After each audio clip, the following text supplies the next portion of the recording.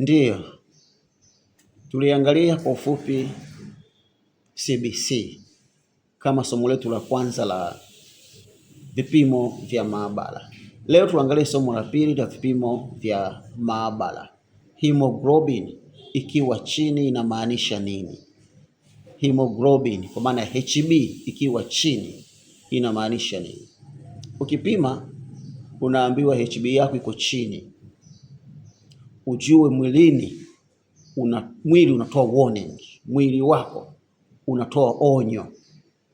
Ukiambiwa HB yako iko chini, kiwango chako cha damu ni kidogo, kiko chini, maana yake mwili wako unatoa onyo. Haya, hemoglobin ni nini? HB ni nini? HB ni sehemu ya damu inayobeba oxygen kwenda mwilini. HB sio zile chembe za damu, sio kile kiwango cha damu kama tunavyofikiri, lakini kimsingi HB ni sehemu ya damu inayobeba oxygen kwenda mwilini. HB au damu ni kama kibebeo cha oxygen kwenda mwilini. Pointi ya pili au hatua ya pili, hemoglobin ikiwa chini inaweza ikawa au ikamaanisha upungufu wa damu kwa maana ya anemia. Hemoglobin HB ikiwa chini inaweza kumaanisha upungufu wa damu au anemia.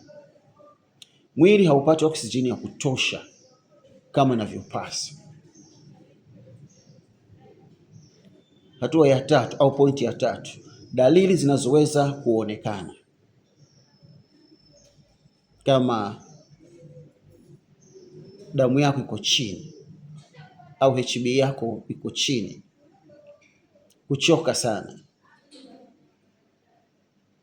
pia kizunguzungu,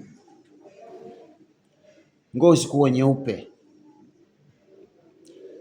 mapigo ya moyo kwenda kasi. Hizi dalili nne ni kubwa zaidi za kuonyesha una tatizo la HB, kwa maana ya kwamba damu yako inabeba oksijeni chache kupeleka mwilini. Wakati mwingine kupumua kwa shida, hiyo ni moja ya dalili pia. Pointi ya nne au hatua ya nne, sababu zinazowezekana kusababisha HB kuwa chini: lishe duni, iron kidogo, madini kidogo, lakini pia kupoteza damu kwa namna nyingine, kama umepata ajali au namna nyingine yoyote, damu ikapotea nyingi, inasababisha upungufu wa damu. Minyoo pia inasababisha upungufu wa damu, lakini yako magonjwa mengine kadhaa ambayo pia yanasababisha HB yako kuwa chini. Haya mambo muhimu sana ya kuyaangalia na kuyazingatia. Ukiona hemoglobin iko chini, usinywe dawa kiholela. Tafuta chanzo kwanza cha kwa nini HB iko chini.